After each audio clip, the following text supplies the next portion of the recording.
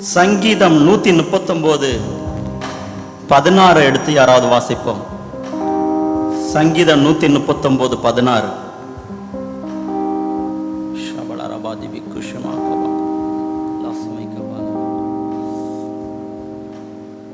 என் கருவை உம்முடைய கண்கள் கண்டது, என் அவயவங்களில் ஒன்றாகிலும் இல்லாத போதே அவைகள் அனைத்தும் அவைகள் உருவேற்படும் நாட்களும் உமது புஸ்தகத்தில் எழுதியிருந்தது. என் கருவை உம்முடைய கண்கள் கண்டது, அவைகள் ஒன்றாகிலும் இல்லாத போதே, அவயங்களில் ஒன்றாகிலும் இல்லாத போதே அவைகள் அனைத்தும் உருவேற்படும் நாட்கள் உமது புஸ்தகத்தில் எழுதியிருக்கிறது. நாம் நம்முடைய தாயின் கருவில் உருவாகும் முன்னமே நம்முடைய கருவை அவர் கண்டிருக்கிறார்.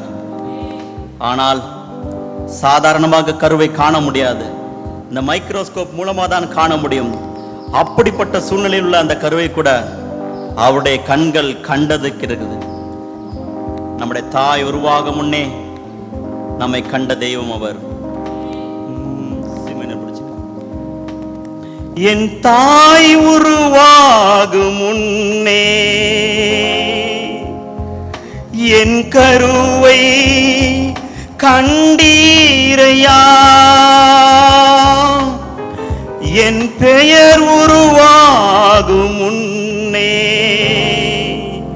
பெயர் சொல்லி அழைத்தீரையா. நம்முடைய தாய் உருவாகும் முன்னே நம்முடைய கருவை கண்டது மாத்திரமல்ல, நம்முடைய பெயர் நமக்கு வைப்பதற்கு முன்னே அவர் நம்முடைய பெயரை சொல்லி அழைத்திருக்கிறார். என் தாய் உருவாகும் முன்னே என் கருவை கண்டீரையா, என் பெயர் உருவாகும் முன்னே பெயர் சொல்லி அழைத்தீரையா. எல்லாரும் சொல்லுவோமா?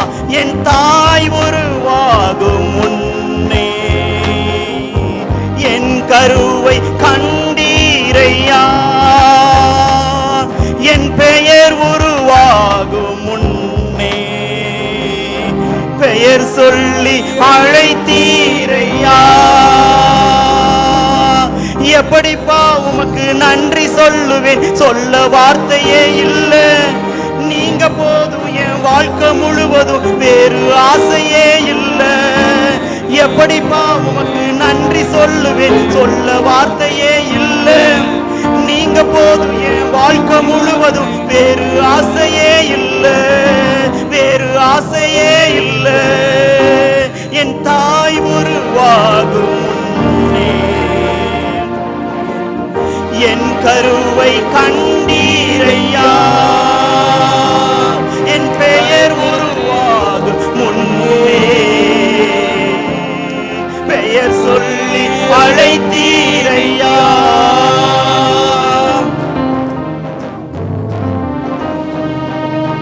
எரேமியா 1:5 இவ்வாறு கூறுகிறது, நான் உன்னை தாயின் வயிற்றில் உருவாகும் முன்னே உன்னை அறிந்தேன், நீ கற்பத்திலிருந்து வெளிப்படும் முன்னே நான் உன்னை பரிசுத்தம் பண்ணி உன்னை ஜாதிகளுக்கு தீர்க்கதரிசியாக கட்டளையிட்டேன் என்று சொல்லி அந்த எரேமியா தீர்க்கதரிசியை குறித்து தேவன் இவ்வாறு கூறுகிறார்.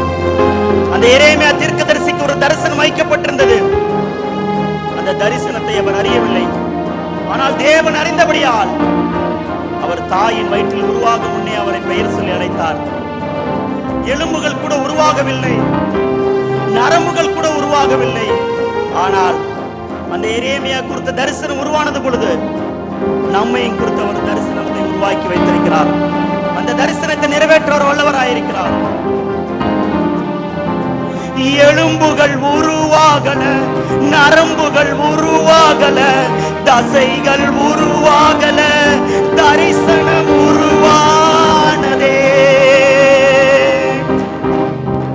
எலும்புகள் உருவாகல, நரம்புகள் உருவாகல, தசைகள் உருவாகல, ஆனால் தரிசனம் உருவானதே.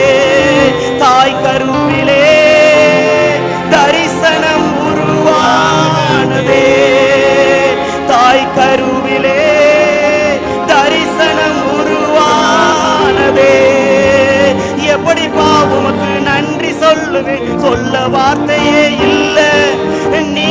போதும் என் வாழ்க்கை முழுவதும் வேறு ஆசையே இல்லை.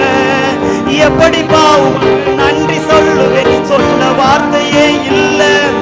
நீங்க போதும் என் வாழ்க்கை முழுவதும் வேறு ஆசையே இல்லை, வேறு ஆசையே இல்லை.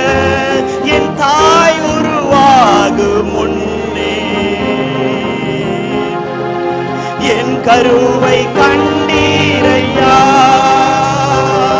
என் பெயர் உருவாகும் முன்னே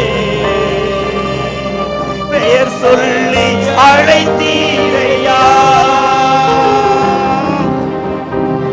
ஆபகுக்கு 2:3 கூறுகிறது, குறித்த காலத்துக்கு தரிசனம் வைக்கப்பட்டிருக்கிறது, முடிவிலே அது விளங்கும், அது பொய் சொல்லாது, அது தாமதித்தாலும் அதற்கு காத்திரு, அது நிச்சயமாய் வரும், அது தாமதிப்பதில்லை. உங்களை குறித்து சொன்ன தீர்க்க தரிசனங்கள், அந்த தரிசனத்தின் வார்த்தைகள், அந்த வாக்கு தத்தங்கள் நிறைவேறும். அதை நிறைவேற்ற அவர் வல்லவராயிருக்கிறார். இதோ அந்த நாத்தான் மேல் இயேசுவை சந்திக்கும்படி வந்து கொண்டிருக்கிறார். ஆனால் அதற்கு முன்னமே அந்த நாத்தான் மேலே அவர் பார்க்கிறார். நாத்தான் மேலே அத்தி மரத்தின் கீழ் இருக்கும் பொழுது நான் உன்னை கண்டேன் என்று சொல்லி அந்த நாத்தான் மேலே குறித்து சொல்லுகிறார். உன்னை பெயர் சொல்லி அழைத்து நான் இஸ்ரவேலின் தேவனாகிய கர்த்தர் என்று சொல்லி திருவுளம் பற்றுகிறார். அவர் வாக்கு தத்தம் சொன்னவர், அவர் வாக்கு மாறாதவர், அவர் நேற்றும் இன்றும் என்றும் நாளையும் மாறாதவராயிருக்கிறார். ஏசாயா 44:1 சொல்லுது போல, உன் தாயின் கற்பத்தில் உருவாகும் முன்னே கர்த்தர் சொன்னதாவது, தாயின் கற்பத்தில் தோன்றினவரும் உங்களை ஏந்தி தாங்கி வளைத்து நடத்துவரும் உங்களை இந்நாள் வரை நடத்தினவர், அவர் இனிமேலும் தப்பிக் கொள்ளவராயிருக்கிறாரே. எத்தனையோ குழந்தைகள் பிறந்து கொண்டிருக்கின்றன, பிறக்க போகின்றன. எத்தனையோ குழந்தைகள் பிறக்காமல் அழிந்து போயிருக்கின்றன. ஆனால் உங்களையும் என்னையும் ஒரு தாயின் கற்பத்திலே அழியாமல் பாதுகாத்துக் கொண்டாரே. அழியாமல் அணைத்துக் கொண்டீர், களையாமல் காத்து கொண்டீர், குறைவின்றி பிறக்க செய்தீர், பத்திரமாய் என்னை சுமந்தீரே. அழியாமல் அணைத்துக் கொண்டீர், களையாமல் காத்து கொண்டீர், குறைவின்றி பிறக்க செய்தீர், பத்திரமாய் என்னை சுமந்தீரே. எத்தனையோ குழந்தைகள் குறைவோடு பிறக்கும் பொழுதும் நம்ம எந்த குறைவும் இல்லாமல் அவர் பிறக்க செய்திருக்கிறாரு. அழியாமல் அணைத்துக் கொண்டீர், களையாமல் காத்து கொண்டீர், குறைவின்றி பிறக்க செய்தீர், பத்திரமாய் என்னை சுமந்தீரே. தாய் கருவிலே பத்திரமாய் என்னை சுமந்தீரே. தாய் கருவிலே பத்திரமாய் என்னை சுமந்தீரே. எப்படிப்பா உமக்கு நன்றி சொல்லுவேன், சொல்ல வார்த்தையே இல்லை. நீங்க போதும் என் வாழ்க்கை முழுவதும் வேறு ஆசையே இல்லை. எப்படிப்பா உமக்கு நன்றி சொல்லுவேன், சொல்ல வார்த்தையே இல்லை. நீங்க போதும் என் வாழ்க்கை முழுவதும் வேறு ஆசையே இல்லை, வேறு ஆசையே இல்லை. என் தாய் உருவாகும் முன்னே என் கருவை கண்டீரையா, என் பெயர் உருவாகும் முன்னே பெயர் சொல்லி அழைத்தீரையா. என் தாய் உருவாகும் முன்னே என் கருவை கண்டீரையா, என் பெயர் உருவாகும் முன்னே பெயர் சொல்லி அழைத்தீரையா. எலும்புகள் உருவாகல, நரம்புகள் உருவாகல, தசைகள் உருவாகல, ஆனால் தரிசனம் உருவானதே. தாய் கருவிலே தரிசனம் உருவானதே. எலும்புகள் உருவாகல, நரம்புகள் உருவாகல, தசைகள் உருவாகல, தரிசனம் உருவானதே. தாய் கருவிலே தரிசனம் உருவானதே. எப்படிப்பா உமக்கு நன்றி சொல்லுவேன், சொல்ல வார்த்தையே இல்ல. நீங்க போதும் என் வாழ்க்கை முழுவதும், வேறு ஆசையே இல்ல. எப்படிப்பா உமக்கு நன்றி சொல்லுவேன், சொல்ல வார்த்தையே இல்ல. நீங்க போதும் என் வாழ்க்கை முழுவதும், வேறு ஆசையே இல்ல. என் தாய் உருவாகும் முன்னே என் கருவை கண்டீரையா, என் பெயர் உருவாகும் முன்னே பெயர் சொல்லி அழைத்தீரையா. அழியாமல் அணைத்து கொண்டீர், கலையாமல் காத்து கொண்டீர், குறைவின்றி பிறக்க செய்தீர், பத்திரமாய் என்னை சுமந்தீரே. அழியாமல் அணைத்து கொண்டீர், கலையாமல் காத்து கொண்டீர், குறைவின்றி பிறக்க செய்தீர், பத்திரமாய் என்னை சுமந்தீரே. தாய் கருவிலே பத்திரமாய் என்னை சுமந்தீரே. எப்படிப்பா உமக்கு நன்றி சொல்லுவேன், சொல்ல வார்த்தையே இல்ல. நீங்க போதும் என் வாழ்க்கை முழுவதும், வேறு ஆசையே இல்ல. எப்படிப்பா உமக்கு நன்றி சொல்லுவேன், சொல்ல வார்த்தையே இல்ல. நீங்க போதும் என் வாழ்க்கை முழுவதும், வேறு ஆசையே இல்ல, வேறு ஆசையே இல்ல. என் தாய் உருவாகும் முன்னே என் கருவை கண்டீரையா, என் பெயர் உருவாகும் முன்னே பெயர் சொல்லி அழைத்தீரையா. எப்படிப்பா உமக்கு நன்றி சொல்லுவேன், சொல்ல வார்த்தையே இல்ல. நீங்க போதும் என் வாழ்க்கை முழுவதும், வேறு ஆசையே இல்ல, வேறு ஆசையே இல்ல, வேறு ஆசையே இல்ல.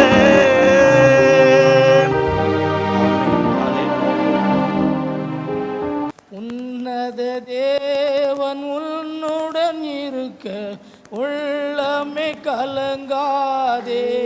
ஆமென். உன்னத தேவன் உன்னுடன் இருக்க உள்ளமே கலங்காதே. அவர் உள்ளவரே, நல்லவரே, நன்மைகள் குறையாதே.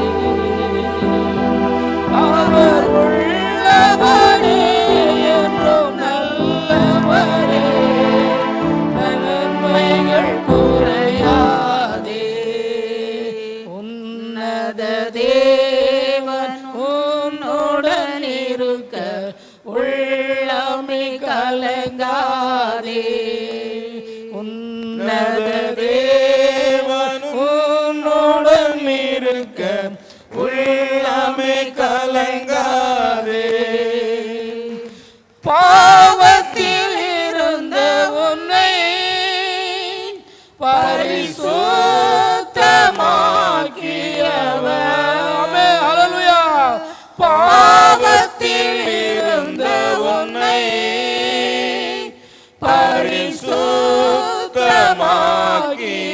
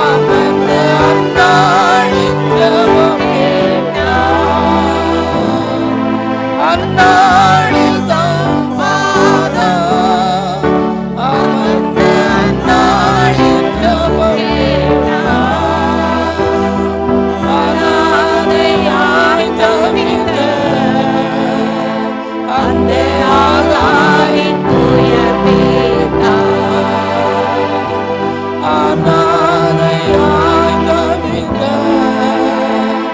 அந்த ஆகாரின் துயர் தீர்த்தார். உன்னத தேவன் உன்னுடன் இருக்க உள்ளமே கலங்காதே. உன்னத தேவன் உன்னுடன் இருக்க உள்ளமே கலங்காதே. இயேசுவும் உன்னுடன் தான். நீ யோர்தானில் நடந்திடலாமே. ஹல்லேலூயா. இயேசுவும் உன்னுடன் தான். நீ யோர்தானில் நடந்திடலாம். விசுவாசம் உனக்கிருந்தால் அந்த எரிகோவை தகர்த்திடலாம். விசுவாசம் உனக்கிருந்தால் அந்த எரிகோவை தகர்த்திடலாம். உன்னத தேவன் உன்னுடன் இருக்க உள்ளமே கலங்காதே. உன்னத தேவன் உன்னுடன் இருக்க உள்ளமே கலங்காதே. அவர் உள்ளவரே என்றும் நல்லவரே, நன்மைகள் குறையாதே. அவர் உள்ளவரே என்றும் நல்லவரே, நன்மைகள் குறையாதே. உன்னத தேவன் உன்னுடன் இருக்க உள்ளமே கலங்காதே. உன்னத தேவன் உன்னுடன் இருக்க உள்ளமே கலங்காதே. ஆமென். ஹல்லேலூயா. உன்னத தேவன் நம்மோடு இருக்கும்படியாக இருக்கிறபடியால் நம்ம எதற்கும் கலங்கவோ பயப்படவோ கூடாது என்று இந்த பாட்டிலே நாம் படிக்கின்றோம். எதற்கும் பயப்படக்கூடாது, கலங்கக்கூடாது என்ற இந்த பாட்டை ஜெபத்தை குறித்ததான இந்த பாட்டிலே நாம் ஜெபத்தை குறித்து இந்த பாட்டை பாடினோம். ஆகையால் நாம் இப்போது உபாசத்தோடு ஜெபிக்கும்படியாக வந்திருக்கிறோம் இல்லையா? உபாசத்தோடு திருச்செபின் பிள்ளைகளாய், ஊழியர்களாய், பரிசுத்தவான்களாய் நான் உபாசத்தோடு கடந்து வந்து தேவ சந்நிதத்திலே நாலு முழங்கால் படிட்டு ஜெபிக்கும்படியாக கர்த்தர் நமக்கு அனுகிரகித்ததற்காக நான் தேவனுக்கு நன்றி செலுத்துகிறேன். தானியேல் 21 நாள் ஜெப கூடுகை இல்லையா? ஆமாம், நம்முடைய குழுவின் பெயர் தானியேலின் 21 நாட்களின் ஜெப குழுக்கள் என்று வேதகாமத்திலே இருக்கிறபடியாக அந்த நாம் திருச்சபையிலே நாம் வந்து அந்த ஜெபம், உபாச ஜெபம், தானியேலை குறித்துதான ஜெபத்தை குறித்து நாம் இப்போது எல்லா பிரசங்களும் பிரசங்கி கொண்டிருக்கிறார்கள். அல்லேலூயா. தானியேல் புஸ்தகம் 6ஆம் அதிகாரம் 10ஆம் வார்த்தையை யாராவது ஒருவர் எழுந்து நின்று வாசிக்கலாம். தானியேல் 6:10. தானியேல் 6:10. தானியேலோ வென்றால் அந்த பத்திரத்துக்கு கையெழுத்து வைக்கப்பட்டது என்று அறிந்த போதிலும் தன் வீட்டுக்குள் போய் தன் மேல் அறையிலே எருசலேமுக்கு நேராக பலகணிகள் திறந்திருக்க அங்கேதான் முன் செய்து வந்தபடியே தினமும் 3 வேளையும் தன் தேவனுக்கு முன்பாக முழங்கால் படியிட்டு ஜெபம் பண்ணி ஸ்தோத்திரம் செலுத்தினார். ஹல்லேலூயா, ஹல்லேலூயா, ஹல்லேலூயா. தானியேல் பக்தன் ஆகிய தீர்க்கதரிசி அவர் தினமும் ஜெபிக்கின்றபடி 3 வேளையும் அவர் ஜெபம் செய்தார் என்று நாம் வேதத்திலே வாசிக்கின்றோம். அவருக்கு ஜெபித்தபடியால் நெருக்கங்கள் காணப்பட்டது இல்லையா?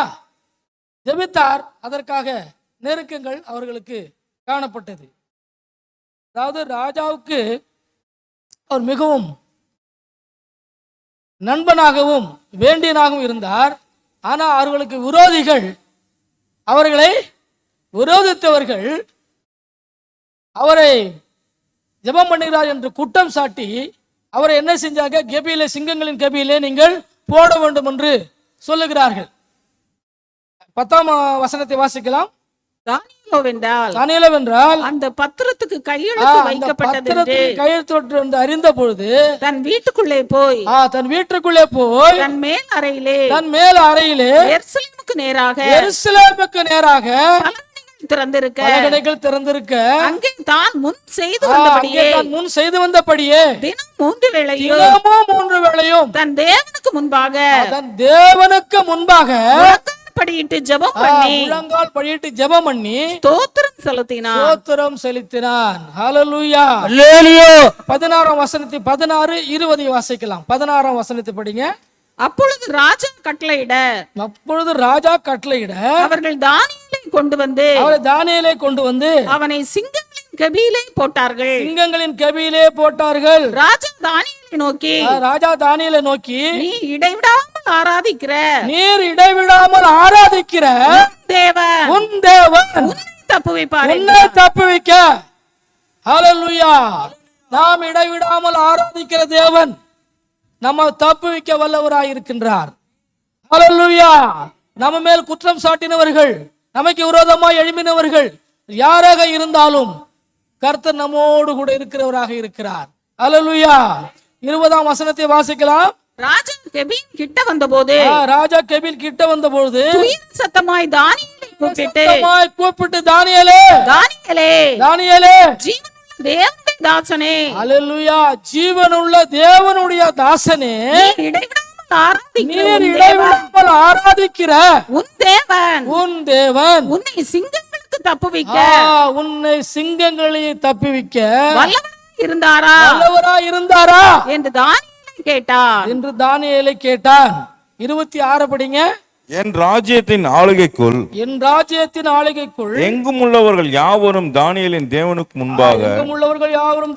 முன்பாக நடுங்கி பயப்பட வேண்டும் என்னாலே தீர்மானம் பண்ணப்படுகிறது. அவர் ஜீவனுள்ள தேவன். ஆமென். ஹல்லேலூயா. அவர் ஜீவனுள்ள தேவன். அவர் என்றென்றைக்கும் நிலைத்திருக்கிறவர். அவருடைய ராஜ்யம் அழியாது. அவருடைய கர்த்தத்துவம் முடிவு பரியந்தமும் நிற்கும். 27ஆம் வசனத்தையும் வாசிக்கலாம். தானியேலை சிங்கங்களின் கைக்கு தப்புவித்த அவரே, தப்புவிக்கிறவரும் ரட்சிக்கிறவரும் வானத்திலும் பூமியிலும் அடையாளங்களையும் அற்புதங்களையும் செய்கிறவருமாய் இருக்கிறார் என்று எழுதினார். ஹல்லேலூயா. ஹல்லேலூயா. இங்க பாருங்க, நாம் வாசிக்கின்றோம், தானியேலை குற்றப்படுத்தும்படியாக அவன் மேல் பொறாமை கொண்டு அவனுடைய அதிகாரிகள் எல்லாரும் அவரை குற்றம் சாட்டுகிறார்கள் இல்லையா? குற்றம் சாட்டுகின்ற பொழுது எதற்காக குற்றம் சாட்டுகிறார்கள்? அவர் 3 வேளையும் ஜெபம் பண்ணுகிறார், ஆகியால் அவரை சிங்கங்களின் கெபியிலே போட வேண்டும் என்று அவரை குற்றம் சுமத்தும்படியாக அங்க கூட்டம் கூடி ராஜாவினிடத்தில் போகிறார்கள். ராஜாவுக்கு மிகவும் வருத்தமாக காணப்பட்டது. ஆனாலும் நீர் பத்திரத்திற்கு கையெழுத்து வைத்து விட்டீரே என்று அவர்கள் சொல்லி அங்குள்ள ஒரு ஜட்ஜ்மெண்ட் ஒன்று இருந்தது. அதாவது அவர்களுக்குள்ளே ஒரு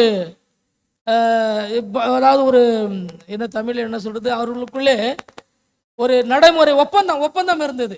அந்த ஒப்பந்தத்து நிமித்தமாக அவர் அங்கே செய்ய வேண்டிய ஒரு கட்டாயமா இருந்ததுனால அவர் ராஜாவிடத்தில் நீ சொல்லி இருக்கிறீரே, நீ கையெழுத்து வைத்திருக்கிறீரே, ஆகியால் நீர் இதை நிறைவேற்ற வேண்டும் என்று அவர்கள் கட்டளையிடுகிறார். ஆனாலும் அவர் ராஜா ஒன்றுமே சொல்ல முடியாமல் கட்டளைக்கு பத்திரத்திற்கு கையெழுத்து விட்டது நிமித்தமாக அவர் கடந்து போய் அவரை சிங்கங்களின் கைவிலே போடுகிறார்கள். அல்லேலூயா. சிங்கங்களின் கைவிலே போடுகிறார்கள். ஆனாலும் அங்கே சிங்கங்கள் அவரை சேதப்படுத்தாதபடிக்கு தூதன் அவருடைய வாயை கட்டி போட்டார். அல்லேலூயா.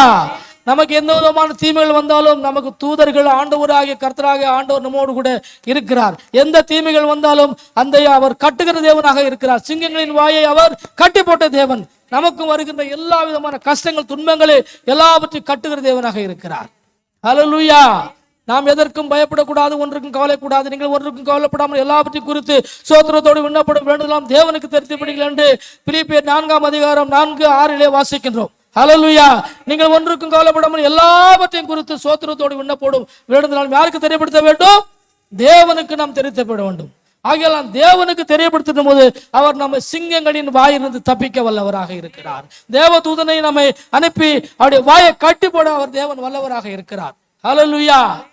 அதே போல அநேக பரிசுத்தவான்கள் இந்நாட்களிலே அவர்கள் ஜபித்து அநேகர் ஆசீர்வாதங்களையும் நன்மைகளையும் பெற்றால் என்று நாம் வேதத்திலே வாசிக்கிறோம். ஒரு சிலரை நாம் வாசிப்போமாக. அநேக பரிசுத்தவான்கள் தீர்க்கதரிசிகள் ஜபத்தின் நிமித்தமாகவே அவர்கள் காக்கப்பட்டார்கள், அவர்கள் வியாதிகள் நீங்கினது என்று நாம் அதிகமாக வேதத்திலே வாசிக்கின்றோம். வாசிக்கலாம். எசேக்கியா தீர்க்கதரிசி வியாதிப்பட்டிருந்தார்.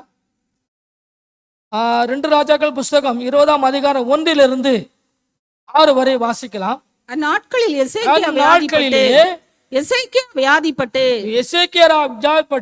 மரணத்துக்கு ஏதுவாய் இருந்தார். அப்பொழுது ஆமோத்சின் குமாரனாகிய ஏசாயா என்னும் தீர்க்கதரிசி அவனிடத்தில் வந்து அவனை நோக்கி நீர் உமது வீட்டு காரியத்தை ஒழுங்குபடுத்தும், நீர் பிழைக்க மாட்டீர், மரித்து போவீர் என்றார். கர்த்தர் சொல்லுகிறார் என்றார். கர்த்தர் சொல்லுகிறார், நீர் மரித்து போவீர் என்று கர்த்தர் சொல்லுகிறார் என்று தீர்க்கதரிசி மூலமா எசேக்கியா ராஜாவுக்கு உணர்த்தப்படுகிறது. அப்பொழுது எசேக்கியா தன் முகத்தை சுவர்புறமாக நோக்கி கர்த்தரை நோக்கி ஆம் கர்த்தாவே, நான் உமக்கு முன்பாக மன உத்தமாய் இருந்தேன், உமது பார்வைக்கு செய்தேன் என்று நினைத்தருளும் என்று விண்ணப்பம் பண்ணினான். எசேக்கியா மிகவும் அழுது ஜெபம் பண்ணினான். ஹல்லேலூயா, ஹல்லேலூயா. அதே வசனங்கள் ஏசாயா 38:1-5 வாசிக்கின்றோம். ஏசாயா 1ஆம் அதிகாரம் 38:1-5 வரைக்கும் படிங்க. அந்நாட்களிலே எசேக்கியா வியாதிப்பட்டு மரணத்துக்கு ஏதுவாய் இருந்தார். அப்பொழுது ஆமோத்சின் குமாரனாகிய என்னும் தீர்க்கதரிசி அவனிடத்தில் வந்து அவனை நோக்கி உமது வீட்டு காரியத்தை ஒழுங்குபடுத்தும், நீர் பிழைக்க மாட்டீர், மரித்து போவீர் என்று கர்த்தர் சொல்லுகிறார் என்றார். ஹல்லேலூயா. நீர் மரித்து போவருடைய வீட்டு காரியத்தை ஒழுங்குபடுத்தும், இல்லை என்றால் நீ மரித்து போய்விடீர். அநேகர்கள் அப்படித்தான் நம்ம வீட்டு காரியங்களை ஒழுங்காக படுத்த முடியாமல் நாம் அநேக நஷ்டங்களிலும் கஷ்டங்களிலும் தீமைகளிலும் அவமானங்களிலும் நாம் காணப்படுகின்றோம். ஆனால் கர்த்தருங்க தீர்க்கதரிசியை கொண்டு உரைக்கின்றார், நீர் உன்னை ஒழுங்குபடுத்து, உன் குடும்பத்தை ஒழுங்குபடுத்து என்று அவர் உணர்த்துகின்றார். எல்லார் குடும்பங்களிலும் இருக்கின்ற காரியம் தான். ஆனாலும் ஒரு ஊழியக்காரர்களோ ஒரு தீர்க்கதரிசியோ நம்மிடத்தில் வந்து அந்த காரியத்தை கொடுத்து நீர் சரிப்படுத்தும், நீர் உன்னை குணமாக்கும்படியாக நீர் வேண்டிக் கொள்ளும் அப்படி என்று அந்த தீர்க்கதரிசி வந்து நம்மிடத்திலே சொல்லுகிறார். அப்போது ஒரு பரிசுத்தவான்கள், ஒரு தீர்க்கதரிசியோ ஒரு பெரிய ஊழியக்காரர்களோ நம்முடைய காரியங்கள் இருக்கின்ற பொழுது நீர் சரிப்படுத்திக் கொள்ள வேண்டும், நீ ஒழுங்குபடுத்திக் கொள்ள வேண்டும் என்று அவர்கள் சொல்லுகின்ற பொழுது நாம் அதற்காக மனஸ்தாபப்பட்டு கர்த்தரிடத்திலே விண்ணப்பம் செய்கிறவர்களாக காணப்பட வேண்டும். ஹல்லேலூயா. கர்த்தரிடத்தில் நான் விண்ணப்பிக்கின்ற பொழுது அங்கே என்னன்னு கேட்டால், அவர் எசேக்கியா தீர்க்கதரிசி அதை சொல்லிவிட்டு முற்றத்தில் வாசப்படி வரைக்கும் போகல, அதுக்குள்ளே கர்த்தருடைய உத்தரவு வந்து விட்டது. ஹல்லேலூயா. கர்த்தர் 1 நிமிஷத்திலும் ஜெபத்தை கேட்பார், 1 மணி நேரத்திலும் கேட்பார், 1 மாசமும் கேட்பார், வருஷ கணக்கிலும் கேட்பார். ஆனால் கர்த்தருடைய ஜெபத்தை, எசேக்கியா தீர்க்கதரிசி ஜெபத்தை உடனடியாக கேட்டார். ஆண்டவரே, நான் உமக்கு உத்தமனும் நேர்மையாக இருந்து வாழ்ந்து வந்தேன் அப்படி என்று அழுது ஜெபம் பண்ணினார். ஹல்லேலூயா. நம்மை ஒருவர் சொல்லுகின்ற பொழுது, ஒருவர் உணர்த்துகின்ற பொழுது, ஒரு பரிசுத்தவான் நம்மை சொல்லி கண்டிக்கின்ற பொழுது நாம் அதற்காக மனஸ்தாபப்பட்டு ஜெபம் பண்ணுகிறவர்களாய் காணப்பட வேண்டும். ஆமாண்டவரே, என்னுடைய காரியத்தை நாங்கள் ஒழுங்குபடுத்த வேண்டும், என்னுடைய குடும்பத்தை ஒழுங்குபடுத்த வேண்டும், என்னுடைய பிள்ளைகளை சரியாக வளர்க்கவில்லையே, என்னுடைய பிள்ளைகளை நாங்கள் ஒழுங்காக வளர்க்கவில்லையே, அதனால் இந்த தண்டனையா என்று நாம் உணர்வுகளாய் காணப்பட வேண்டும். அதற்காக மனஸ்தாபப்படுறவர்களாய் காணப்பட வேண்டும். உணர்ந்து அழுது கர்த்தரிடத்தில் நாம் ஜெபிக்கின்ற பொழுது கர்த்தர் உடனடியாக கேட்டு அதை விடுதலை செய்கிறாக காணப்படுகிறார். ஹல்லேலூயா. ஆனால் முற்றத்துக்கு போகிறதுக்கு முன்னாடியே எசேக்கியா தீர்க்கதரிசி ஜெபம் கேட்கப்பட்டது. உடனே அவர்களுக்கு 15 வருஷம் கூட்டி கொடுக்கப்பட்டது. ஹல்லேலூயா. நாமும் கர்த்தரிடத்திலே அழுது விண்ணப்பிக்கின்ற பொழுது கர்த்தர் அந்த ஜெபத்தை கேட்கிறவராய், நம்முடைய வயசை கூட்டி கொடுக்கிறவராய், நம்முடைய ஊழியங்களை கொடுக்கிறவராய், நம்முடைய ஊழியங்களை சிறப்படுத்துகிறாய், நம்முடைய ஊழியங்களை பலப்படுத்துகிறவராய், நம்முடைய வாழ்க்கையிலே நாம் சாட்சி உள்ளவர்களாய் இந்த உலகத்தை வாழ்ந்து காண்பிக்க முடியும். ஏன்னா கர்த்தர் மன்னிக்கிறவர் இல்லையா, தண்டிக்கிறவர் கிடையாது, மன்னிக்கிற தேவனாக இருக்கிறார். நாம் எந்த பாவம் செய்தாலும் அவர் தயவு உள்ளவர், அவர் மன்னிக்கிறவர். மனுஷன் நினைக்கிற பிரகாரம் நாம் அல்ல, அவர் என்ன நினைக்கிறாரோ அதன்படி நம்மை அவர் தயவு உள்ள மன்னிக்கிற தேவனாக இருக்கிறார். ஆகையால கர்த்தரிடத்தில் நாம் ஜெபம் செய்கிறவர்களாய் காணப்பட வேண்டும், விண்ணப்பம் பண்ணுகிறவர்களாய் காணப்பட வேண்டும். இந்த ஜெபம் எதுக்காக கூடப்பட்டிருக்கிறது என்றால் உபாசத்தோடு ஜெப கூடையாக காணப்படுகிறது. அதை நாம் ஜெபத்தை பற்றியே தான் அந்த வேலையிலே பேச வேண்டியதாக காணப்படுகிறது. நாம் அதிகமாக இன்னும் நீண்ட நேரங்களாய் நாம் ஜெபம் பண்ணுறவர்களாய் காணப்பட வேண்டும். அன்னாளம்மா அப்படி தான் ஜெபம் பண்ணினாங்க இல்லையா, குழந்தை இல்லை. அந்த அம்மா ஆகார அம்மா என்ன செஞ்சாங்க, தினம் அவங்கள அந்த குழந்தைய ரொம்பவும் அவங்க துன்பப்படுத்திக்கிட்டு அவங்கள வெக்கப்படுத்தினாங்க. ஆனாலும் உடனே தாராம உடனே இந்த பிள்ளைய எனக்கு அனுப்பிவிடு அப்படின்னா உடனே அவங்க புறப்பட்டு அனுப்பி விடுறாரு. அவங்க துரித்து கொஞ்சம் எண்ணெயும் இது தண்ணியும் மாவும் கொடுத்து ஆட்டையும் கொடுத்துட்டு போ, வனாந்திரத்திலே போய் எங்காவது பிழைத்துக்கொள் என்று ஆபிரகாம் அனுப்பி விடுறாங்க. அப்பொழுது அந்த அம்மா வனாந்திரத்தை திரிந்து போய் கொண்டிருக்கிறாங்க. சரி, எங்கே போகுது என்றே அவர்களுக்கு தெரியல. புறப்பட்டு போ என்று ஆபிரகாம் சொல்லிட்டு கர்த்தர் சொல்லிட்டார், அனுப்பிவிடு அப்படின்ட்டார். அவர் ஆபிரகாம் ஒன்று சொல்லும், கர்த்தர் சொன்னதுனால கேட்டுறார் இல்லையா, கேட்க தான் வேண்டும்.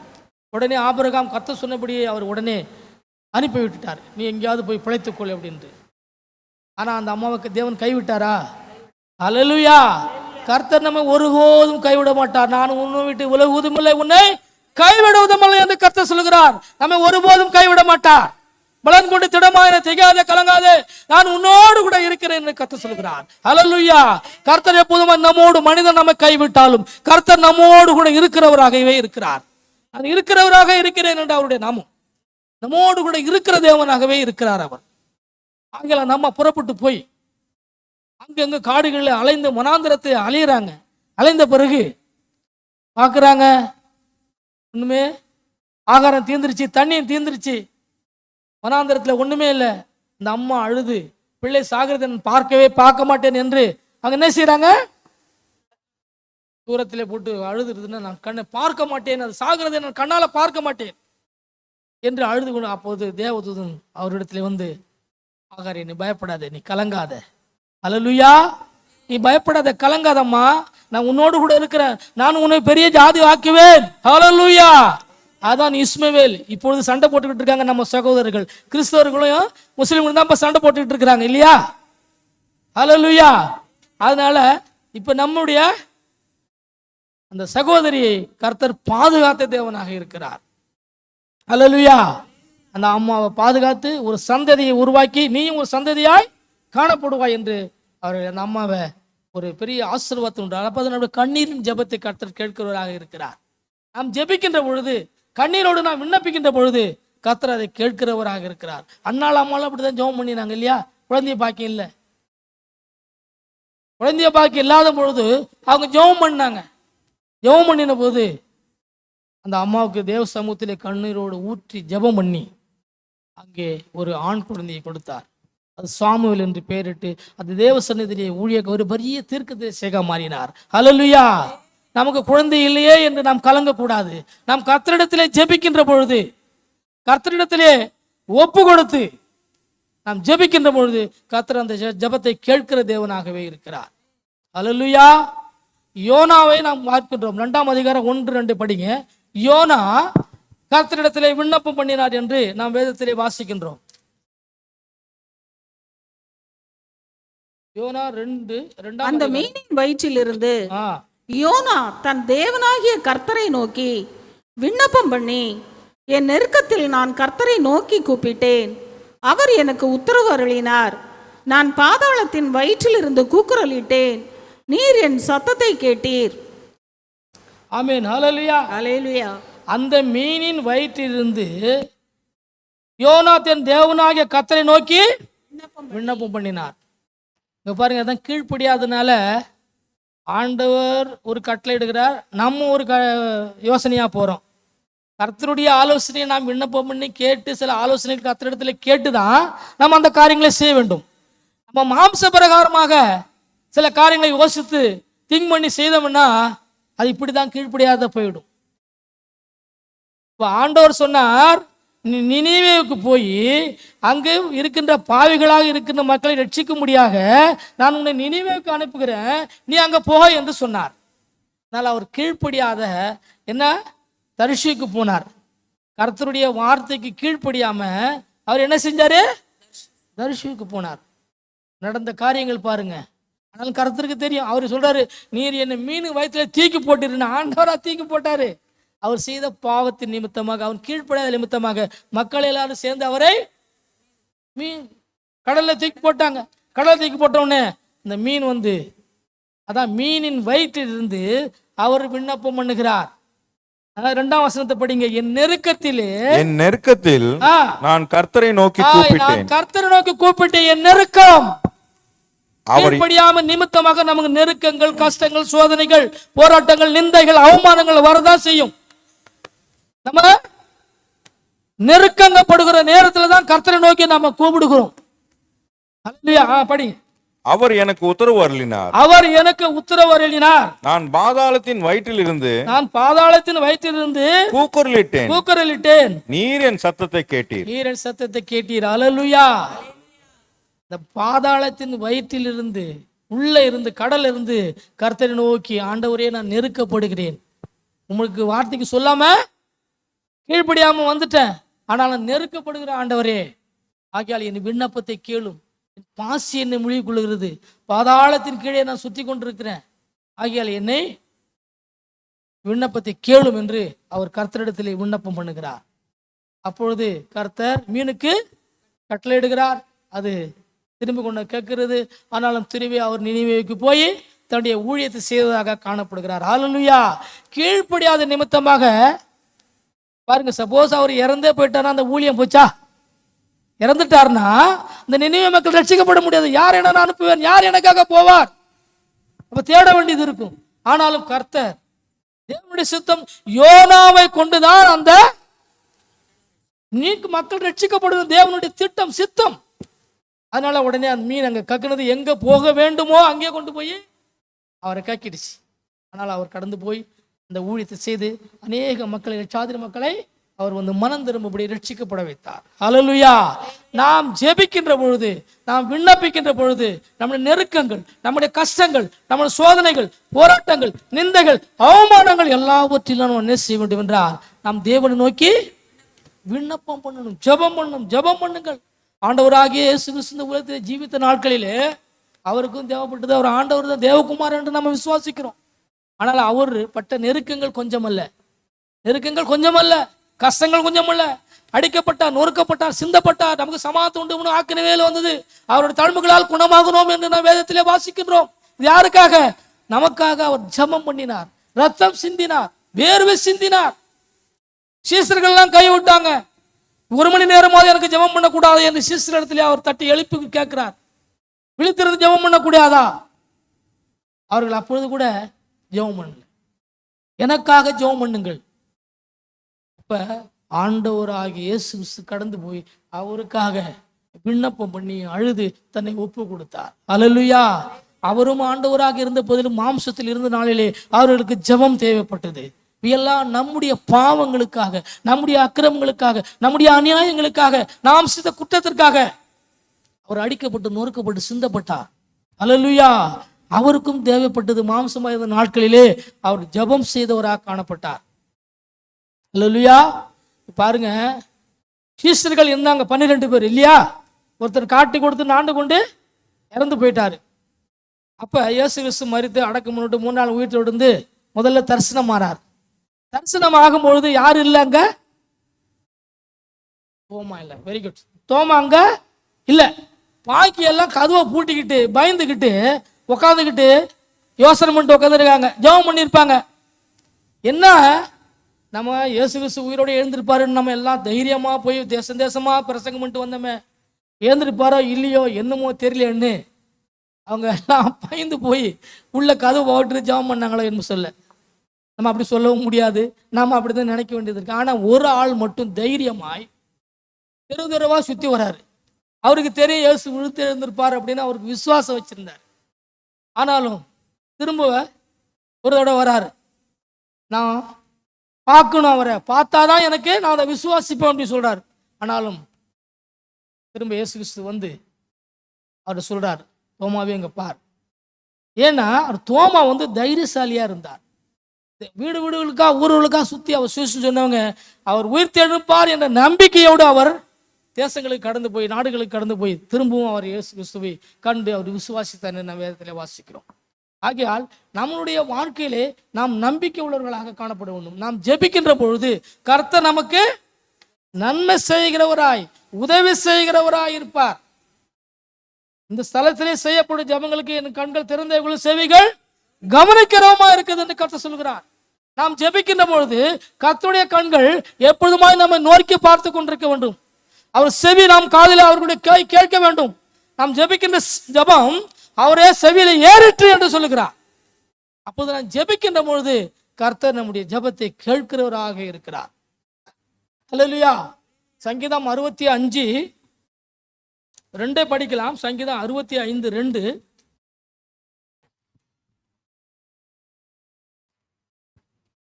ஜெபத்தை கேட்கிறவரே, ஜெபத்தை கேட்கிறவரே, மாம்சமான யாவரும் உம்மிடத்தில் வருவார்கள். ஹல்லேலூயா. அதே அதிகாரம் 66ஆம் அதிகாரம் 19-20 படிக்குமா. மெய் தேவன் எனக்கு செவி கொடுத்தார், என் ஜெபத்தின் சத்தத்தை கேட்டார். என் ஜெபத்தை தள்ளாமலும் தமது கிருபையை என்னை விட்டு விலக்காமலும் இருந்த தேவனுக்கு ஸ்தோத்திரம் உண்டாவதாக. ஆமென். ஹல்லேலூயா. ஜெபத்தை கேட்கிறவரே, மாம்சமான யாவரும், நாம் மாம்சமாக இருக்கின்றோம். ஆகையால் நம்முடைய ஜெபத்தை அவர் கேட்கிறவராகவே இருக்கிறார். கேட்பார் என்று நாம் விசுவாசிக்க உள்ளவர்களாக இருக்க வேண்டும். அல்லேலூயா. அதாவது கீழ்ப்படியாதவர்களாக இருக்கக்கூடாது. நம்ம கீழ்ப்படிகளா. ஆபிரகாம் என்ன செஞ்சார்னா, இந்த தேசத்தை விட்டு நீ போய் என்று சொன்னார். அவர் உடனே கீழ்ப்படிந்து அவர் ஆசீர்வதிக்கப்பட்டார். அல்லேலூயா. நான் உன்னை ஆசீர்வதிப்பேன், சந்ததி பெருகவே பெருக பண்ணுவேன். குழந்தை இல்லை, ஒன்றும் இல்லை, நான் உன்னை ஆசீர்வதிப்பேன், சந்ததி பெருக பண்ணுவேன். ஆனால் அவருக்கு கொஞ்சம் கூட சந்தேகப்படாமல் கர்த்தருடைய வார்த்தைக்கு உடனே அவர் கீழ்ப்படிந்து கடந்து போனார். அவர் பெரிய ஆசீர்வாதமாக சீமானாய் மாறினார் என்று வேதத்தில் வாசிக்கிறோம். அல்லேலூயா. நாம் அதிகமாய் ஜெபத்தை கேட்கிறவரே என்று நாம் விசுவாசிக்க வேண்டும். அவர் ஜெபத்தை கேட்கிறவராக இருக்கிறார். மாம்சமான யாவருடைய ஜெபத்தை நான் கேட்கிறவராக தேவனாக இருக்கிறார். அல்லேலூயா. தேவனுடைய பரிசுத்த நாமத்திற்கு மகிமை உண்டாக. மெய்யா என் தேவன் எனக்கு செவி கொடுத்தார். ஹல்லேலூயா. மெய்யா என் தேவன் எனக்கு செவி கொடுத்தார். நான் ஜெபிக்கின்ற ஜெபத்தை கர்த்தர் கேட்கிறார், கேட்பார் என்று நாம் விசுவாசிக்கிறவர்களாய் காணப்பட வேண்டும். விசுவாசம் இல்லாமல் தேவனுக்கு பிரியமா இருப்பது கூடாத காரியம். ஏனென்றாலும் உண்டென்று தம்மை தேடுகிறவர்களுக்கு பலன் அளிக்கல என்று நாம் விசுவாசிக்கணும். ஹல்லேலூயா. ஆம், நாம் ஜெபிக்கின்ற பொழுது அவர் கர்த்தர் நம்மை இந்த ஜெபத்தை கேட்டு அவர் கொடுப்பார் என்று நாம் விசுவாசிகளாய் காணப்பட வேண்டும். விசுவாசம் இல்லாமல் ஒரு காரியமும் நடக்காது. நாம் ஜெபிக்கின்ற பொழுது கர்த்தர் அந்த ஜெபத்தை கேட்கிறவராக இருக்கிறார். என் ஜெபத்தை கர்த்தர் கேட்டார், எனக்கு ஜெபி கொடுப்பார். நான் விசுவாசமானது நம்பப்படுகிற உறுதியும் காணப்படதாக நிச்சயமாக காணப்படுகிறது. நான் ஜெபிக்கின்ற பொழுது விசுவாசத்தோடு நான் ஜெபிக்கின்ற பொழுது கர்த்தர் அந்த ஜெபத்தை கேட்கிறவராக இருக்கின்றார். ஹல்லேலூயா. நம்ம ஜெபத்தை கேட்பார். திரும்ப வந்து வாசிக்கலாம். 66ஆம் வசனம் 19 வாசிக்கலாம்.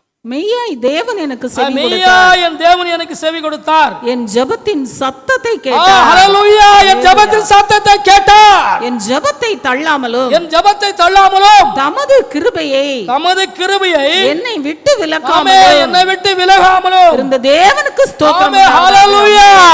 ஹல்லேலூயா. ஹல்லேலூயா. கர்த்தர் நம்முடைய ஜெபத்தை கேட்கிறவராக இருக்கிறார். நம்முடைய ஜெபத்தை ஒரு காலம் தள்ள மாட்டார். நம்ம ஜெபத்தை கேட்கிறவராக, அதற்கு நமக்கு பதில் அளிக்கிறவராக, பலன் கொடுக்கிறவராக நம் கர்த்தர் இருக்கிறார். ஆகியால் தேவனுடைய பிள்ளைகளே, கர்த்தர் என்னை கைவிட்டாரோ, என்னை தள்ளி விடுவாரோ? பாட்டு பாடினாங்க, சூப்பர் பாட்டு பாடினாங்க. உன் தாயின் கற்பத்திலிருந்து நான் உன்னை அறிந்து கொண்டேன். நீ உன்னை அறியாதுக்கு முந்தே, உன் எலும்பு உருவாத்துக்கு முந்தே உன்னை பேர் சொல்லி அழைத்தேன் அப்படின்னு பாட்டு பாடினாங்க பிரதரு. எரேமியா தீர்க்கதரிசி அப்படிதான், போ ஊழியத்துக்கு வாடினாரு. உன்னை தாயின் கருவிலிருந்து நான் உருவாக்கிட்டேன். அல்லேலூயா. நான் உன்னை தாயின் கருவிலிருந்து நான் உருவாக்கிட்டேன், நீ போக மாட்டேன்னு சொல்லாதப்பா. என்னுடைய ஊழியத்தை செய். ஊழியத்தை செய்ய முடியாத தான் பல தீர்க்கதரிசிகளை எழுப்பியிருக்கிறார், அநேக ஊழியர்களை எழுப்பியிருக்கிறார் ஊழியம் செய்ய முடியாத. ஆனா ஊழியத்தை செய்ய முடியாதபடிக்கு சாத்தான் எவ்வளவோ தடை பண்ணி கொண்டு வருவான். ஆனா ஊழியத்தை யாருமே தடை பண்ண முடியாது. ஊழியம் கர்த்தருடையது இல்லையா? அல்லேலூயா. ஊழியம் செய்யாதபடிக்கு சாத்தானானவன் எப்படியாவது யாரும் முடியாது எப்படியாவது தடை செய்வான். ஆனா அவனை நம்ம ஜெயித்துட்டு நம்முடைய வேலை செய்ய முடியும், நம்முடைய ஊழியத்தை செய்யணும். அல்லேலூயா. கர்த்தருடைய பரிசுத்த நாமத்திற்கு மகிமை உண்டாதாக. சாத்தானானவன் நான் காலின்களை மிதித்து போடுவேன் என்று சொல்லுகிறார். அல்லேலூயா. சாத்தானை வெல்ல முடியாத தான் நமக்கு அதிகாரம் கொடுத்திருக்கிறார். ஆக தேவனுடைய பிள்ளைகளே, நாம் அதிகமா ஜெபத்திலே உறுதியாய் தரித்திருந்தோம்னால் எந்த பிசாசும் எந்த சாத்தானும் வராது. நான் ஒரு எக்ஸாம்பிள் சொல்றேன். நான் மும்பையில் இருக்கின்ற பொழுது ஜெபத்திற்கு என்ன வல்லமை உண்டுன்னு பாருங்க. ஒரு மராட்டிக்காரரு குடித்து கொண்டிருந்தார். எல்லா டாக்டர்கிட்டலாம் கொண்டு போனாங்க. டாக்டர்கிட்ட கொண்டு போன உடனே அவர் சொல்றாரு, அவர் டாக்டர் சொல்லிட்டாரு அவன் செத்து போயிடுவான் அப்படின்னு சொல்லிட்டார். அப்போ உடனே அவங்க அப்பா அம்மாலாம் வந்து எனக்கு ஜெபம் பண்ண முடியாது கேட்டாங்க. சரி வா அப்படின்னு சொல்லி சர்ச்சுக்கு வந்துக்கிட்டு இருங்க அப்படின்னு சொல்லி சர்ச்சுக்கு வர சொல்லி அவங்க சர்ச்சுக்கு வந்துக்கிட்டு இருந்தாங்க. சர்ச்சுக்கு வந்தவொடனே ஒரு நாள் ஜெபம் பண்ணோடனே கத்த சொல்லாரு, இவன் திரும்ப குடிச்சானா செத்து போயிடுவான்னு சொல்லு அப்படின்ட்டார். அல்லேலூயா. கர்த்தர் சொன்னார்னா அதை நம்ம மறைக்கவே முடியாது, ஒன்றும் செய்ய முடியாது, நம்ம சொல்லி தான் ஆகணும். சொல்லாத சொன்னோம்னா நமக்கு தான் தண்டனை வியாதி வந்துடும். கர்த்தர் சொல்லாதத ஒரு காரியத்தை நம்ம என்ன செய்யக்கூடாது, சொல்லவே கூடாது. கர்த்தர் சொன்னாருன்னு பொய் தீர்க்கதரிசிகள் பொய்யானவர்கள் இந்த உலகத்தில் அதிகமாக காணப்படுகிறார்கள். நம்ம அப்படிலாம் இருக்கக்கூடாது. கர்த்தர் எதை சொன்னாரோ செய்யணும். தீர்க்கதரிசிகள்லாம் போனாங்க. ஒரு தீர்க்கதரிசி மட்டும் நான் கர்த்தர் சொல்வதை மாத்திரம் நான் சொல்லுவேன். அல்லேலூயா. எல்லாரும் படத்தை வாங்கிட்டு சொல்லிட்டு போட்டாங்க. நான் அப்படி சொல்ல மாட்டேன். கர்த்தர் எனக்கு என்ன சொல்லுகிறாரோ அதே மாத்திரம் தான் நான் சொல்லுவேன் என்று ஒரு தீர்க்கதரிசி மட்டும்தான் அங்கே காணப்பட்டார். அதுபோல கர்த்தர் சொன்னார், அவன் திரும்ப குடிச்சான்னா செத்து போயிடுவான்னு சொல்லு. 6 மாதம் வரைக்கும் நம்ம சர்ச்சுக்கு வந்தார், நல்லா ஜெபம் பண்ணாங்க, எல்லாம் வந்தாங்க. அப்பா அம்மா பிள்ளைகள் எங்களால் உதவி சார்ந்து மட்டும் அவர்களுக்கு நாங்கள் செஞ்சோம், நல்லா வந்துட்டு இருந்தாங்க. 6 மாதம் 7 மாதம் ஆயிடுச்சு. அதுக்கு பிறகு அவர் ரயில்வேவில் வேலை பார்த்தாரு, நல்ல ஆளுக்கு ஊதிட்டார். இப்படி இருந்தவர் திரும்ப பழைய ஆளை வந்து வேலைக்கு போக ஆரம்பிச்சிட்டாரு. வேலைக்கு போனோடனே துட்டு கிடைச்ச உடனே திரும்பவும் அவர் இந்த பழைய குருடி கதவு திரடின்னு ஒரு எக்ஸாம்பிள் சொல்லுவாங்கள்ல, அந்த மாதிரி திரும்பவும் அவர் வந்து குடிக்க ஆரம்பிச்சிட்டார். குடிக்க ஆரம்பித்த உடனே குடித்தார். எங்களுக்கு தெரியல, ஆனால் எனக்கு தெரிஞ்சிருச்சு. மனைவி வந்து திரும்ப சொன்னான். யாருக்கு தெரியலனாலும் மனைவிக்கு தெரியும், கடவுளுக்கு தெரியும் இல்லையா? கடவுளுக்கு தெரியும், கடவுளை மறைக்க முடியாது. ரெண்டாவது மனைவி கூட இருக்கிறவ, அவளையும் மறைக்க முடியாது. அவன் வந்து சொன்னா, பாஸ்டர் இந்த மாதிரி திரும்ப என் புருஷன் குடிக்கிறான். எப்படின்னா பாத்ரூமுக்கு போய் அங்கே குடிச்சிட்டு பாட்டிலாம் அங்கே தீக்கி வச்சுட்டு வந்துடுறான், எங்கள் நாற்று அடிக்குது, வீட்டில் இருக்க முடியல.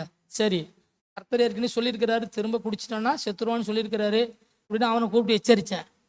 இங்கே பாருப்பா, கர்த்தர் தான் ஜெபம் பண்ண, ஜெபத்தை கேட்கிறவர், ஜெபத்தை எல்லாம் கேட்பாரு.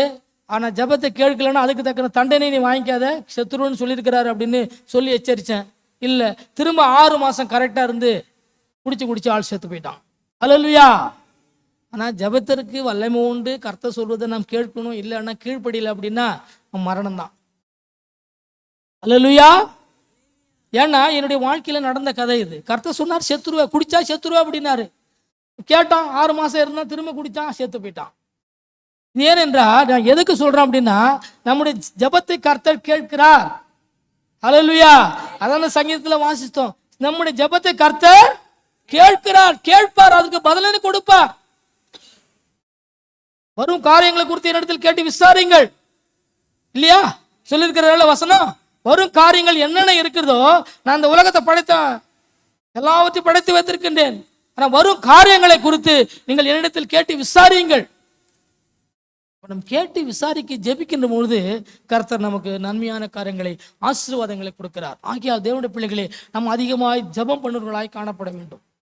ஜெபத்திலே உறுதியாய் தரித்திருங்கள். எப்பொழுதுமா ஜெபம் பண்ணுங்கள். ஜெபத்திலே உறுதியாய் நாம் தரித்திருக்க வேண்டும். எப்பொழுதும் ஜெபம் பண்ண வேண்டும். எப்பொழுதும் ஜெபம் பண்ண வேலைக்கு போகும்போது இல்லை, வேலைக்கு போகும்போது சோத்திரம் சொல்லிக்கிட்டே இருக்கலாம்.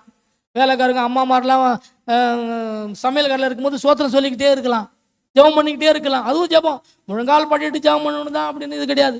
எப்பொழுதும் ஜெபம் பண்ணணும் அப்படின்னா சபைக்கும் போது, போகும்போது, வரும்போது, பஸ்ஸில் இருக்கும்போது நாம் கர்த்தரை எப்போதுமாய் தியானித்து கொண்டே ஜெபித்து கொண்டே இருக்கலாம். அதுதான் எப்பொழுதுமாய் நான் ஜெபிக்க வேண்டும். நமக்கு எப்பொழுதெல்லாம் ஆண்டவர் உணர்த்துகிறாரோ அப்பொழுதெல்லாம் ஜெபம் பண்ணுவர்களாக காணப்பட வேண்டும். இப்போ என்ன வயசான பிறகு முட்டி போட்டு நம்மளால ஜெபம் பண்ண முடியல.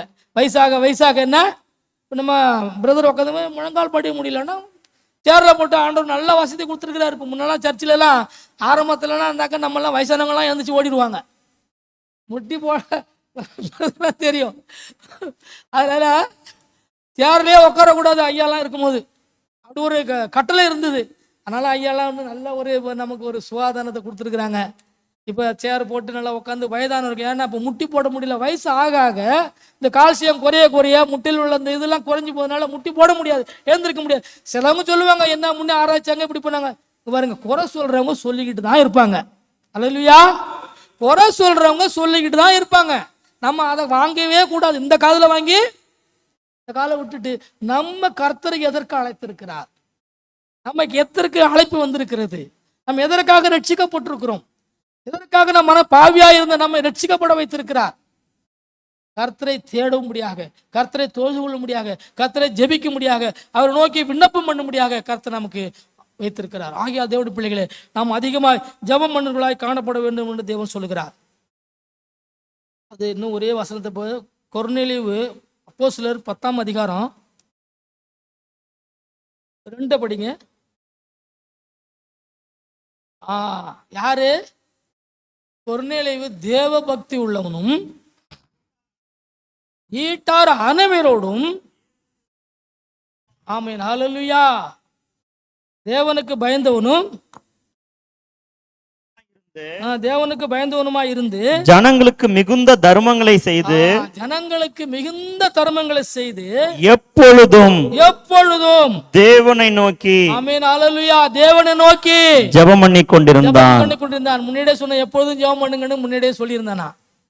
அப்ப கொர்நேலியு அவர் ஒரு நல்ல மனிதன், தேவ பக்தி உள்ளவன், மற்ற எல்லாருக்கும் தான தர்மம் செஞ்சவங்க, உதவி பண்ணினவங்க.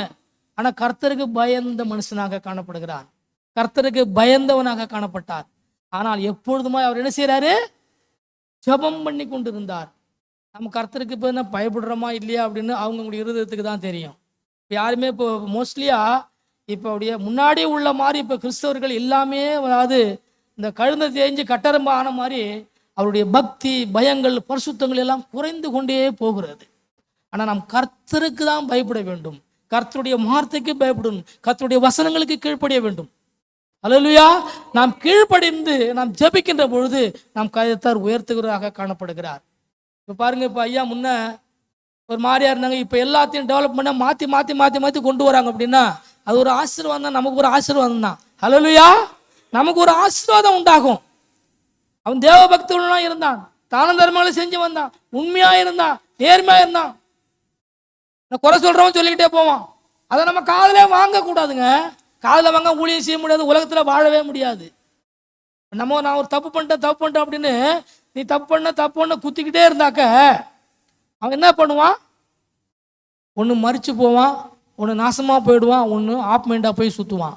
ஆனால் அப்படி இல்லை. ஒருவன் குற்றம் செய்தாக்க அவனை கூப்பிட்டு அவனை கண்டித்து அவனை உணர்த்தி அவனுக்கு ஆலோசனை சொல்லி அவன் சத்தியத்தின் மூலமாக அவன் சொல்லுகின்ற போது அவன் தான் பக்தி உள்ளவன்.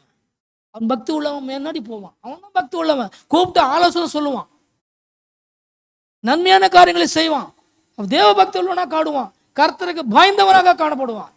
அல்லேலூயா. அப்படிதான் கொர்நேலியு இருந்தார். அதனால அவர் எப்பொழுதுமாய் ஜெபம் பண்ணுகிறவராய் காணப்பட்டார்.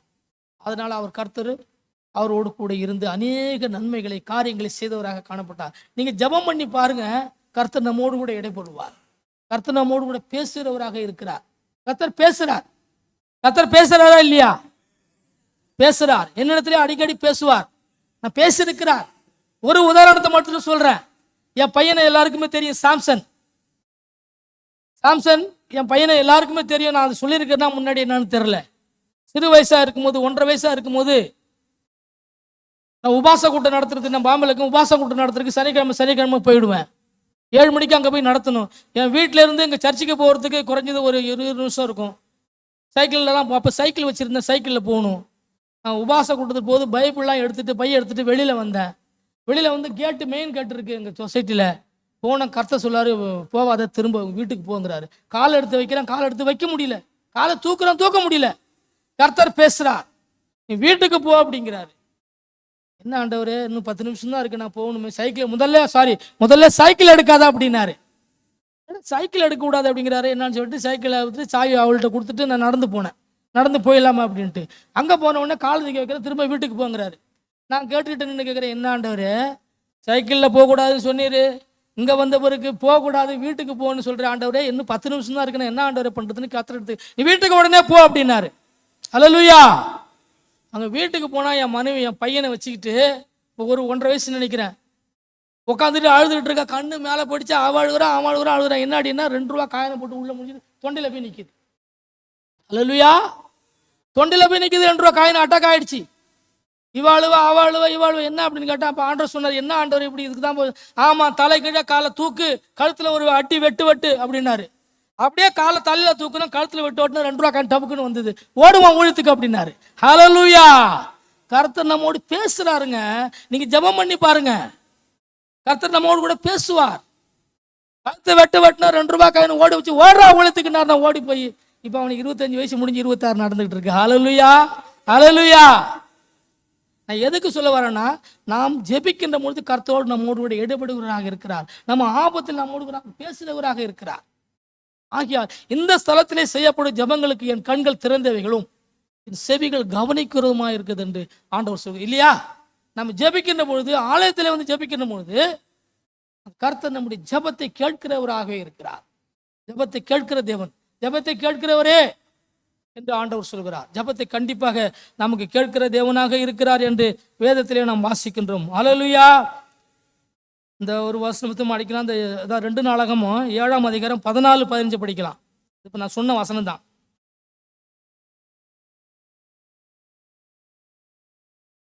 2 நாளாகமும், என் நாமம் தரிக்கப்பட்ட என் ஜனங்கள் தங்களை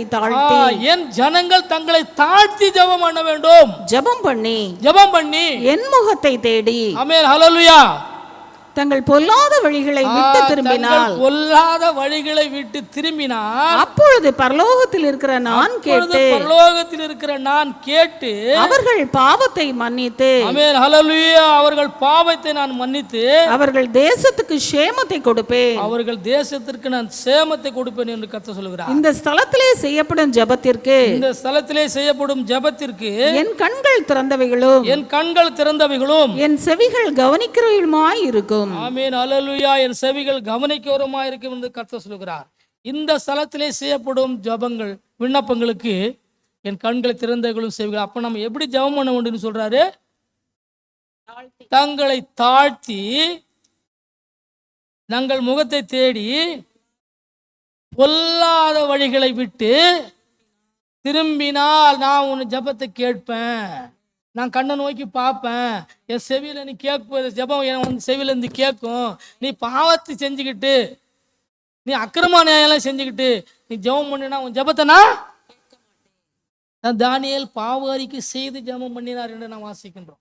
இதே அதிகாரத்தில் படித்த மாதிரில தேவனாகிய கர்த்தர் நம்ம ஜெபத்தை கேட்பதற்கு நம்முடைய அக்கிரமங்களை பாவங்களை என்ன செய்யணும்? அறிக்கை. நம்முடைய சபையில பெரிய ஒரு இது கொடுத்துருக்கிற ஆண்டவர், அதுதான் பாவரிக்கை. வேற எந்த சபையிலையும் கிடையாது. பாவரிக்கைன்னா இப்போ என்ன, பாவரிக்கை செய்யறதுக்கு கொஞ்சம் பயப்படுறாங்க. இப்போ ஏன்னா சிலவங்க பாவரிக்கை செஞ்சால் பாவரிக்கை கொண்டு போய் வெளியில் சொல்கிறாங்களா அப்படின்ட்டு பயத்தினாலே இப்போ அப்படிலாம் இல்லைங்க. நம்ம பாவரிக்கை செய்யணும். பாவரிக்கை செய்தார், பாவரிக்கை செய்து அவர் உபாசோடு ஜெபம் பண்ணினார் தானியேல்.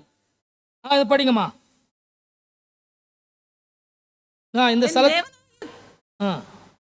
இந்த ஸ்தலத்திலே செய்யப்படும் ஜெபத்திற்கு என் கண்கள் திறந்தவைகளும் என் செவிகள் கவனிக்கிறவருமாய் இருக்கிறது. என் நாமம் இந்த ஆலயத்தில் என்றென்றைக்கும் இருக்கும்படிக்கு ஹல்லேலூயா. தேவனுடைய ஆலயத்தில் என்றென்றைக்கும் இருக்கும்படிக்கு நான் இதை தெரிந்து கொண்டேன், பரிசுத்தப்படுத்தினேன். என் கண்களும் என் இருதயமும் என்னாலும் இங்கே என்னாலும் இந்த ஆலயத்திலே இருக்கும். ஹல்லேலூயா. படிங்கம்மா. உன் தகப்பனாகிய தாவீது நடந்தது போல நீ எனக்கு முன்பாக நடந்து நான் உனக்கு கற்பித்தபடியெல்லாம் செய்து 14 படிங்க. 14. என் நாமம் தரிக்கப்பட்ட என் ஜனங்கள் என் நாமம் தரிக்கப்பட்ட என் ஜனங்கள் தங்களை தாழ்த்தி ஜெபம் பண்ணி என் முகத்தை தேடி எங்களை தாழ்த்தி என் முகத்தை தேடினால் தங்கள் பொல்லாத வழிகளை விட்டு அவர்கள் தங்கள் பொல்லாத வழிகளை விட்டு திரும்பினால் அப்பொழுது பரலோகத்தில் இருக்கிற நான் கேட்டேன், பரலோகத்தில் இருக்கிற நான் அதை கேட்டு அவர்கள் பாவத்தை மன்னித்து, ஆமென் ஹல்லேலூயா, அவர்கள் பாவங்கள் அக்கிரமங்களை எல்லாம் மன்னித்து அவர்கள் தேசத்துக்கு சேமத்தை அவர்கள் கொடுப்பேன். தேசத்தை நான் ஆசீர்வதிப்பேன், உயர்த்துவேன், மகிமைப்படுத்துவேன் என்று சொல்கிறார். ஹல்லேலூயா. நாம் தாழ்த்துறவர்களாய், ஆபிரகாம் தாழ்த்தினதுனால தான், சொல்லுக்கு கீழ்ப்படிந்ததுனால தான் அவர் சீமானாக மாறினார், பெரிய ஆசீர்வதிக்கப்பட்டார், உயர்த்தப்பட்டார். அதிகாரம் 12ஆம் அதிகாரத்தில் நாம் வாசிக்கின்றோம் இல்லையா? நீ போகும் உடனே புறப்பட்டு போயிடும், உடனே போனார் என்று நான் வேதத்திலே வாசிக்கிறோம். அப்ப என்னுடைய பாவங்களை எல்லாம், நம்முடைய பாவங்களை எல்லாம் கர்த்தரிடத்திலே மன்னிப்பு கேட்க வேண்டும். நம்முடைய அக்கிரமங்களை அநியாயங்களை தேவ சமூகத்திலே நாம் அறிக்கையுடர்களாக காணப்பட வேண்டும். அப்பொழுது நான் உன்னை ஆசீர்வதித்து உன்னை சேமத்திலாம் பெருக பண்ணி ஆசீர்வதிக்கப்படுவேன். என் நாமம் தரிக்கப்பட்ட ஜனங்கள் எப்படி இருந்தா, இப்படி இருந்தாதான் நான் அந்த ஆசீர்வாதம், அந்த ஜெபம் கேட்கப்படுகிறது. அல்லேலூயா. ஆகையால் நம்முடைய வாழ்க்கையில பாருங்க, யாரும் பாவம் செய்த மனிதன் உலகத்தில் ஒருவனும் இல்லையே. பாவம் செய்து தேவ மகிமை அற்றவர்களாய் போனார்களே என்றுதான் சொல்கிறது. எல்லாம் பாவிகள் தான். ஆனால் மனஸ்தாபப்பட்டு கர்த்தரிடத்திலே போய் நாம் ஜெபம் பண்ணி அறிக்கை எடுக்கின்ற பொழுது கர்த்தர் அந்த ஜெபத்தை கேட்கிறவராக இருக்கிறார். நமக்கு ஒரு பெரிய கட்டளை கொடுத்திருக்கிற பாவரிக்கை என்ற கட்டளை. பாவத்தை மறைக்கிறவன் வாழ மாட்டான், அவர்களை அறிக்கை செய்து விட்டுறோம் இரக்கம் பெறுவான். பாவத்தை நாம் அறிக்கை செய்து விட்டு விட வேண்டும். அப்போதான் இரக்கம் பெறுவோம், அப்போதான் ஆசீர்வாதம் பெறுவோம், அப்போதான் உயர்த்தப்படுவோம், அப்போதான் மகிமையாய் வாழ்ந்து கொண்டிருக்க முடியும். நம்ம பாவத்தை மறைச்சு வைக்க வைக்க வைக்க நம்ம எவ்வளவுதான் ஜெபம் பண்ணாலும் ஜெபம், பாவி ஜெபத்தை நான் கேட்க மாட்டேன், பாவனுடைய ஜெபத்தை நான் கேட்க மாட்டேங்கிறார். ஹல்லேலூயா.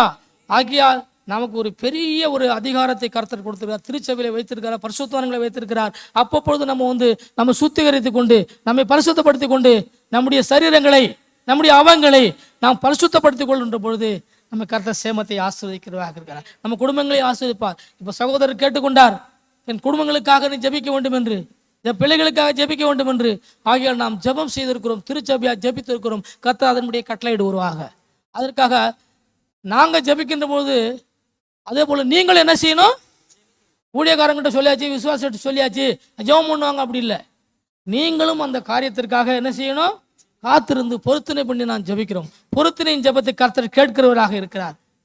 யோனா சொல்ற பொருத்தனையின் காணி ஜெபத்தை கேளும் ஆண்டவரை யோனா ஜெபம் பண்ணுகிறார். நாம் அதுபோல பொருத்தனை செய்து தேவ சமூகத்திலே நாம் ஜெபிக்கிறவர்களாக காணப்பட வேண்டும், பொருத்தனை பண்ணிக்கொள்ள வேண்டும். பொருத்தனை ஜெபத்தை கண்டிப்பா கேட்பார். பெரிய இருக்கும்போது அப்படிதான், யாராவது போய் கேட்டாங்கன்னா பொருத்தனை பண்ணுங்க அப்படிம்பாங்க, பொருத்தனை பண்ணி ஜெபம் பண்ணுங்க அப்படிங்க.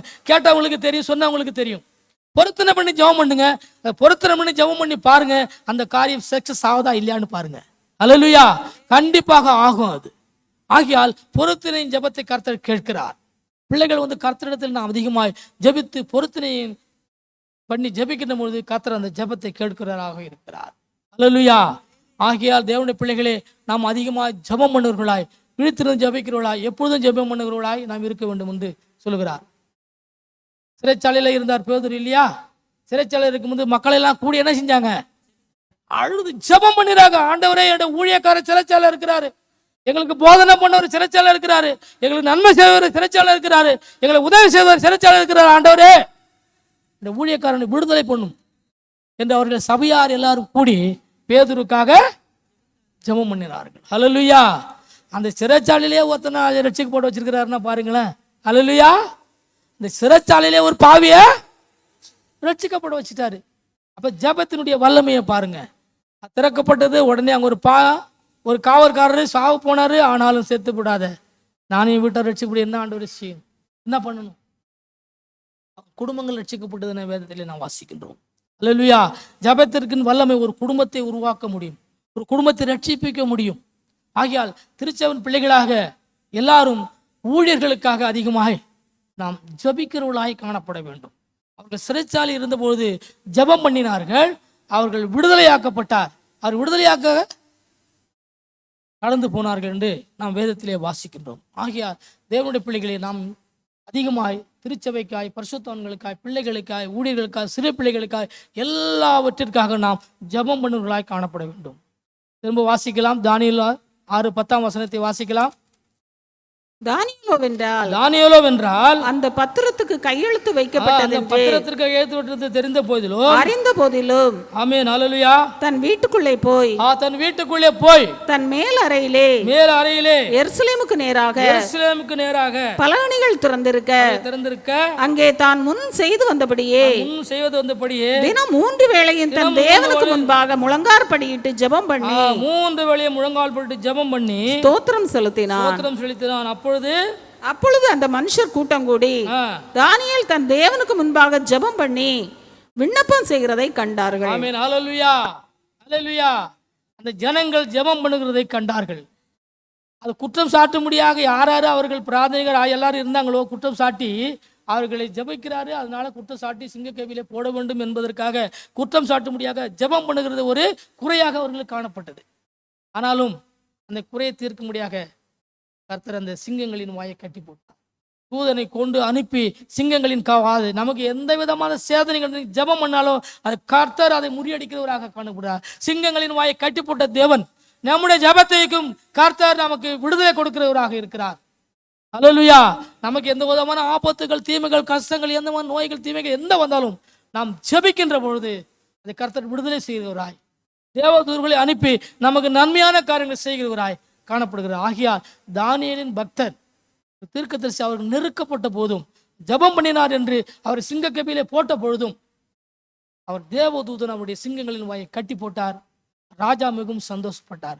ஆனாலும் குற்றம் சாட்டினவர்கள் அவர்களை கொண்டு போய் சிங்கங்கள் கேபிலே போடுவதற்கு முன்பே அவைகளின் எலும்புகள் எல்லாம் நொறுக்கி போடப்பட்டது.